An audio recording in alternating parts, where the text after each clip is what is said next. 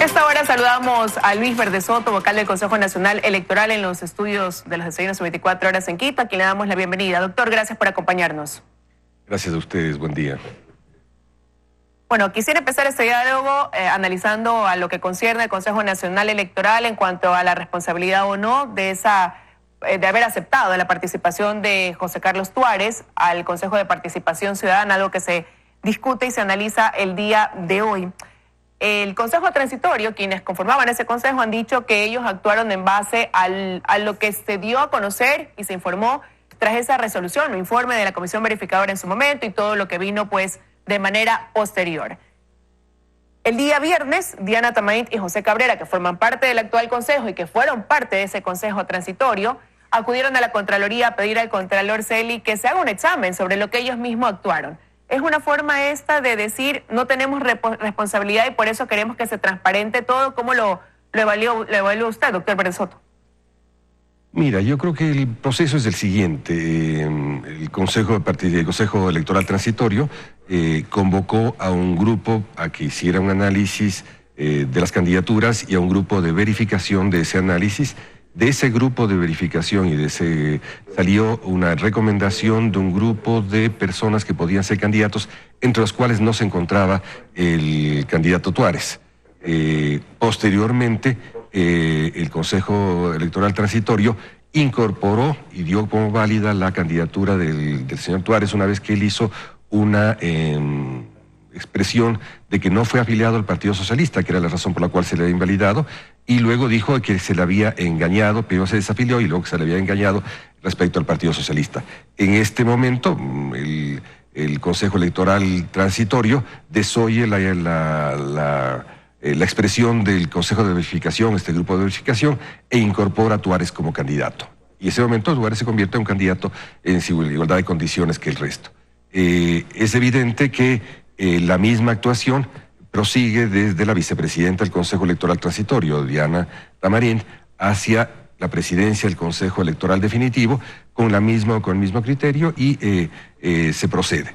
El pedir a la Contraloría, el sumarse a los pedidos que ya existen en la Contraloría para que intervenga y haga una auditoría de gestión, yo creo que es uno de los procedimientos, es una de las vías, tanto como es otra vía la que el Congreso tiene para examinar estos mismos casos a partir desde otros ángulos. Yo creo que en este caso lo que abunda no permite sino llegar a la verdad de lo ocurrido en torno a este proceso. Pero ¿actuó con ligereza el Consejo Nacional Transitorio ante las dudas? ¿Cree usted que debieron realizar una investigación más prolija en torno a los perfiles de los postulantes al Consejo de Participación Ciudadana?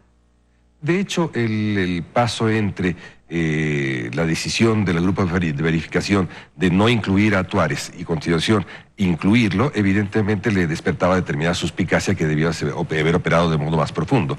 No es extraño pedir, por ejemplo, alguna prueba grafológica, no es pedir todos los antecedentes de afiliación al Partido Socialista, examinar la veracidad de las dos pruebas que él aporta, la desafiliación al Partido Socialista que ocurre pocos días antes de la calificación, o en su defecto examinar qué es lo que ocurrió antes cuando él dice que se le falsificó su firma. Aquello es, en términos jurídicos y en términos técnicos, es enteramente posible detectar, y tal vez ahí debió haber habido más suspicacia en torno a la decisión de incorporar a quien había sido desincorporado por parte del Comité de Verificación. Pero ellos se respaldan diciendo que hubo incluso un pronunciamiento del Tribunal Contencioso Electoral. ¿Con eso de ahí no quedarían libres de responsabilidad? El Tribunal de Contencioso Electoral es posterior. Siempre todas las resoluciones del contencioso electoral y aquellas que tome el Consejo Nacional Electoral, transitorio o definitivo, tienen un periodo en el cual pueden ser objetos de quejas electorales. Ahora, con lo que ha acontecido en torno a esta candidatura del cura José Carlos Tuárez, ¿es necesario revisar quizás la postulación de todos los miembros que integran hoy por hoy ese Consejo de Participación Ciudadana y Control Social? Mira, yo tengo varias posiciones al respecto. La primera, recordarás tú que en el momento oportuno yo puse un exhorto mediante el cual invitaba a que los miembros o los candidatos del Consejo de Participación que habían sido padrinados por un partido político o por una candidatura del exterior o por un líder en el exterior o quien fuere, pudiesen separarse de ese apadrinamiento y al repudiar esta relación evitaran el que fuera, por mi parte, sujetos a un proceso de descalificación. Sin embargo, la mayoría del Consejo Nacional Electoral, formada por 3 de los miembros, negó esta posibilidad. A continuación, luego la presión de las misiones internacionales de observación electoral y de la opinión pública, se optó por que hubiese un informe que debía presentarse en 3 días respecto a esta descalificación.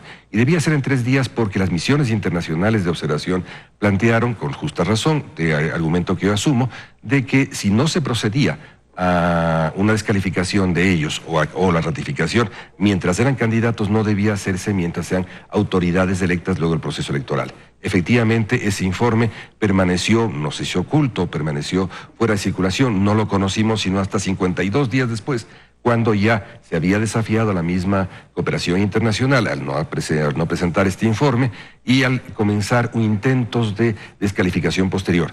Yo, sin embargo, he votado por el archivo de la causa por una razón suficiente, no porque no exista prueba suficiente para esa descalificación, sino porque los objetivos de participación producida la intervención de la soberanía popular expresada a través del voto no hacía posible descalificación en ese instante.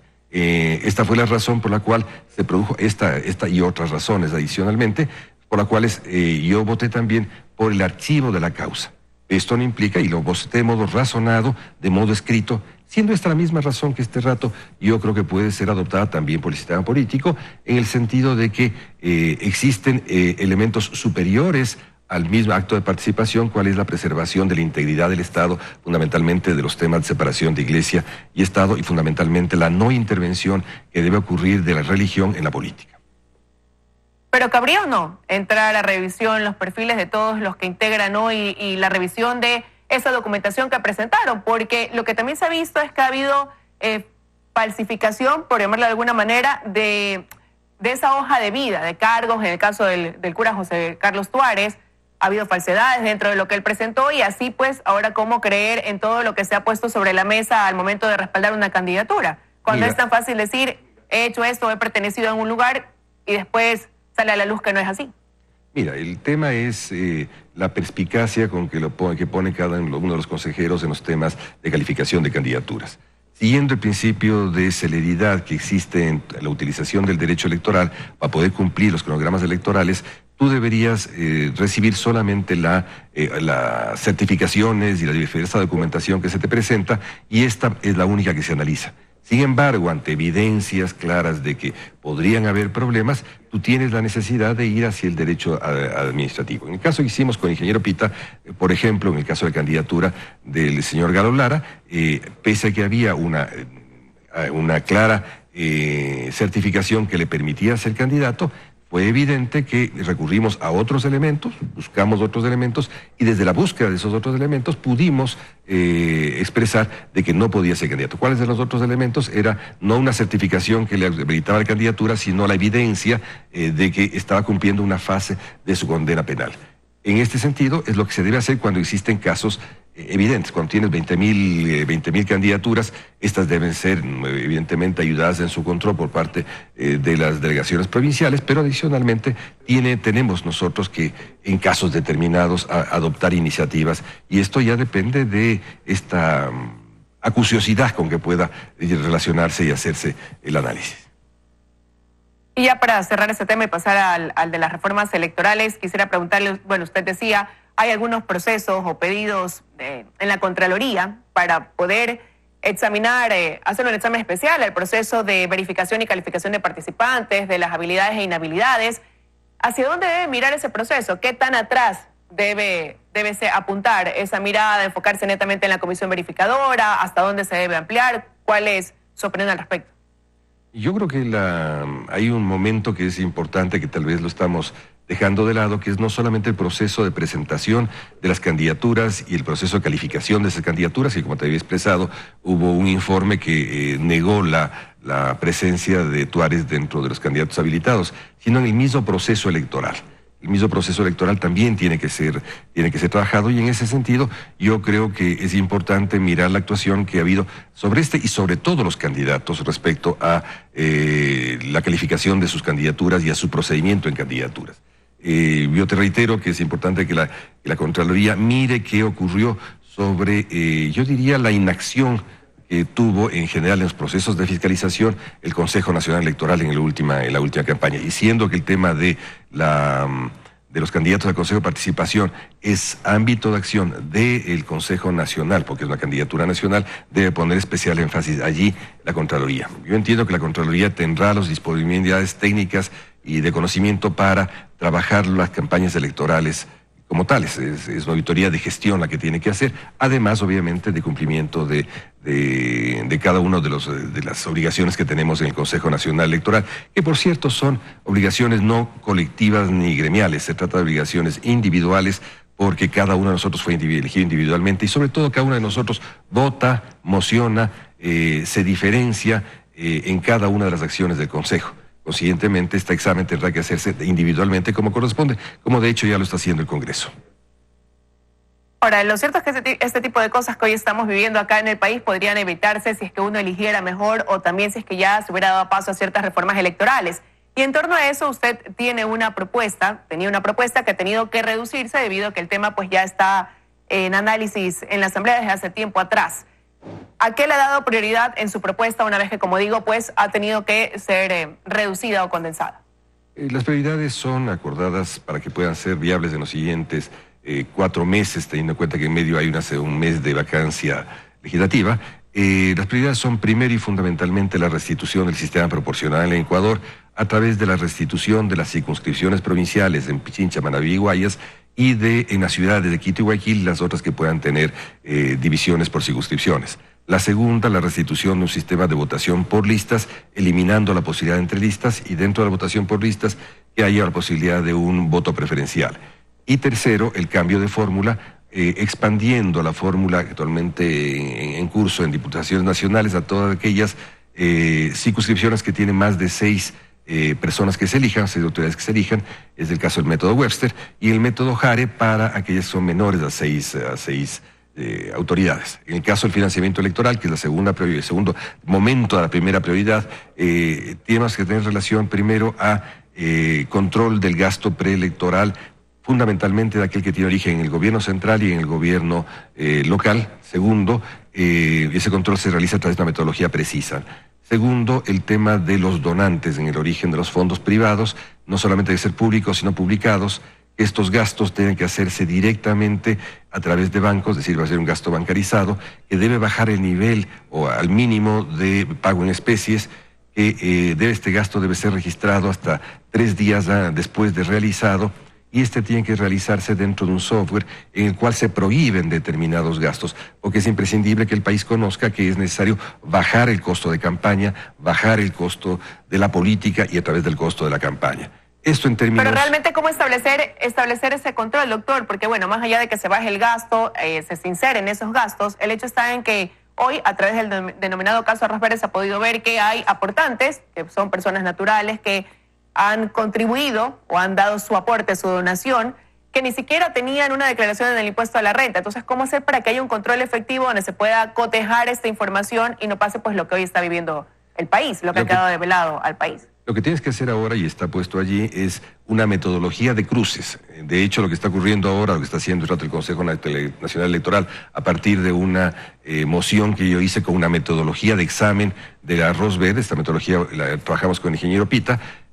Con esta metodología examinamos claramente una cantidad de cruces, tanto en ingresos como en gastos y en manejo contable en los diferentes grupos. De hecho, esto pudo hacerse antes por iniciativa del Consejo Electoral, no se lo hizo, y consiguientemente esa falta de curiosidad puede tener también elementos de responsabilidad.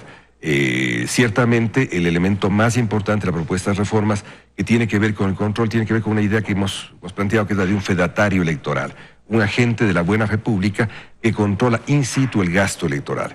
No existe en el mundo otra forma de controlar el sitio que la de que esté en el sitio mismo. Es decir, tú controlas cuánta gente asiste, qué viste estas personas, qué tipo de cosas reciben, cuánto podría costar un determinado acontecimiento electoral. Y esto no viene dado por la declaración, sino que tú cotejas la declaración con el conocimiento del costo estándar y consiguientemente evitas la subvaloración de algunos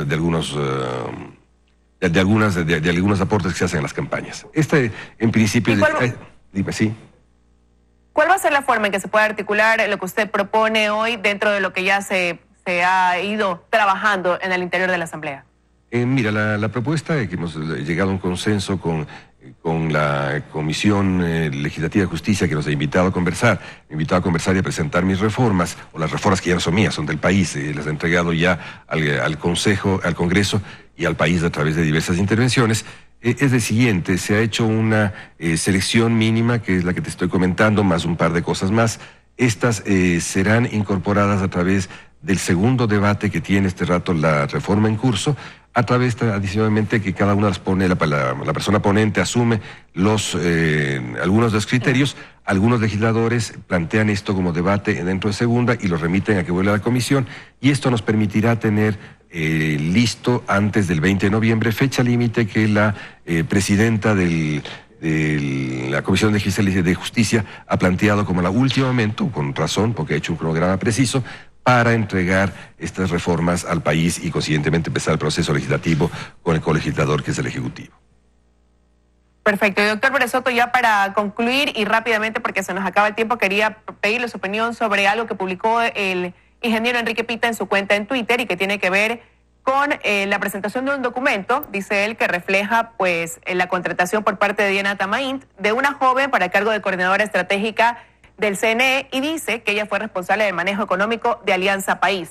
Él se preguntaba si esto no significaba una compra de seguro de vida a propósito de la investigación del caso Arroz Verde. ¿Cuál es su apreciación? Ahí veíamos reflejado en pantalla que usted incluso retuiteó esto que él publicó. Exactamente eso. Y yo conozco la denuncia que ha hecho el ingeniero Pita, la suscribo plenamente, soy plenamente solidario con ella, y obviamente esto evidencia dentro del Consejo Nacional Electoral la delicada situación que, ante la presión por la fiscalización del Parlamento, comienzan a abrirse irregularmente una serie de puertas que tienen que ver con estímulos laborales, que tienen que ver con despidos, que tienen que ver con cambios. En este momento, que es muy importante, que lo que tiene que hacerse es una evaluación sesuda y profunda de lo ocurrido, que hasta ahora no se ha producido. Para producir cualquier cambio en el Consejo Nacional Electoral, primero hay que evaluar qué pasó en las elecciones, cuál fue el funcionamiento de cada uno de sus funcionarios, de cada uno de los procesos, y luego de eso podemos hablar de cualquier otro cambio, si es necesario, no como un momento previo a